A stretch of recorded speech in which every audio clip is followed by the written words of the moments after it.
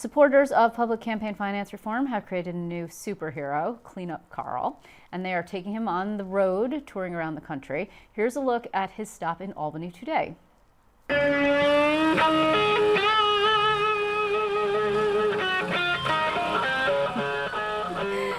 you can see, Carl, the big one, is not a real person, but rather a balloon in a hazmat suit.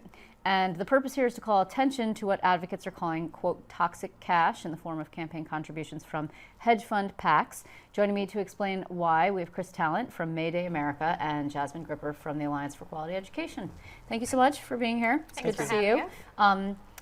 Tough life.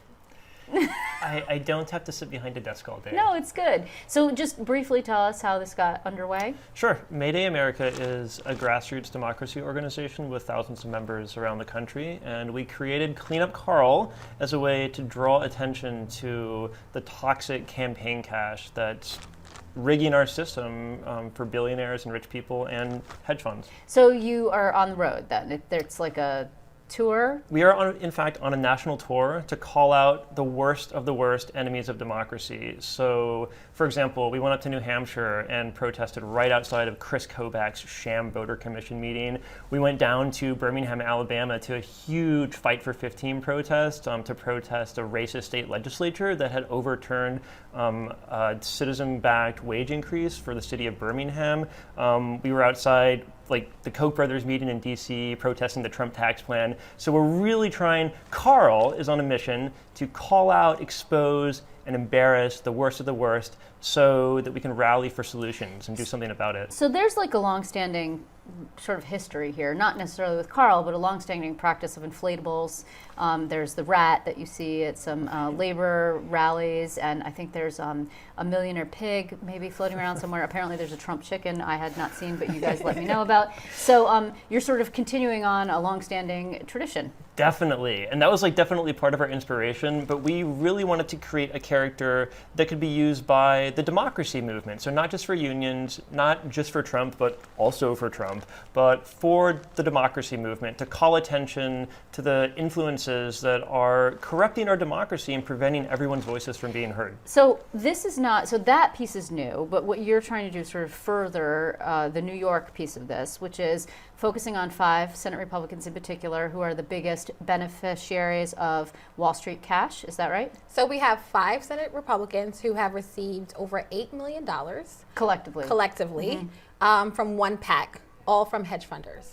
And so what this means is that these Senate Republicans are listening to hedge fund-backed billionaires instead of their constituents. And we see it played out all the time in Albany and in New York when we're trying to get things like fully funding our schools. And Senate Republicans who represent no charter schools, but often push policies that are pro-charter schools and send millions of dollars to charter schools that aren't in their district, not because they philosophically believe it, but because their donors want it.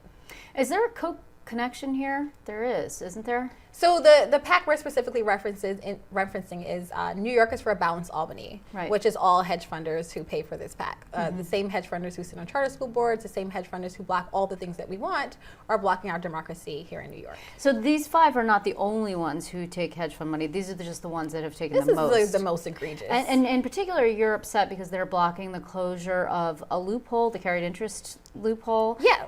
So okay, go ahead. We want to close the carried interest loophole. It's something that so did the president at one point. So it's something that we've been pushing for a while here in Albany. The New York State Assembly has been carrying a bill sponsored by Assemblyman Jeff Aubrey, and we want to see it move. Recently, Governor Cuomo has now been supportive of this bill. Yeah, but he wants a multi-state solution. So right? we understand that we all agree with the multi-state compact. Right, okay. We want to make sure that we're protecting businesses, and New York State's carried interest loophole would not go into effect unless all the neighboring states also pass in their state legislature. Right. So I do have a question. I mean, are you a New Yorker?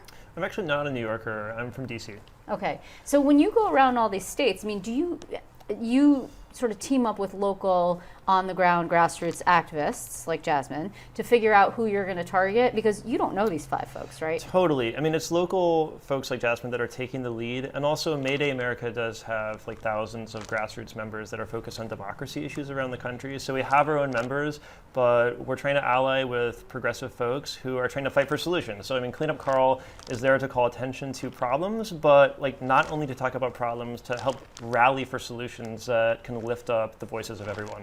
So carried interest loophole is also an issue I would expect in Connecticut and New Jersey and these other states that are surrounding us, that we need this multi-state approach. Oh my God, absolutely. I mean, the carried interest loophole is completely unexcusable. There's no other reason that it exists except for the fact that wealthy billionaire donors have influenced our politicians in order to protect it so they can pay a lower tax rate than the rest of us, than teachers and truck drivers.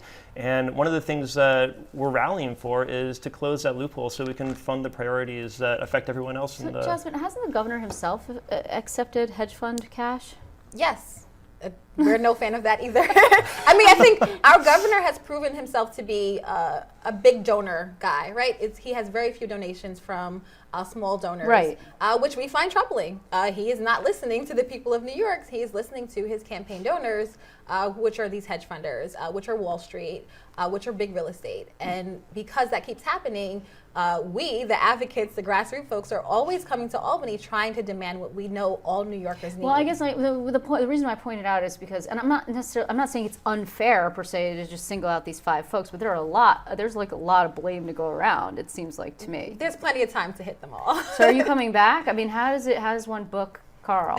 You can actually request him on our website. But yeah, we will come back. Actually, so today was the kickoff of what we're calling our Toxic Tour, and we're actually touring around these 5 districts where state senators have taken. Oh, so you're going there? We're going in district. The tour is going around the state in order to call attention in district to the fact that these state senators are listening to their big hedge fund PAC donors and not to their constituents. So you're going to declare their offices contaminated and cordon them off with caution tape. That seems like you're going to block constituents from getting service. That doesn't seem like a good idea to me. Oh my God, definitely not. So the caution tape is like a fun thing, but like it's a serious message, and we would never block anybody from going in, of course. But like just to draw attention to the fact that they're taking a lot of money from billionaire donors and not listening to their constituents. Who's paying for all this?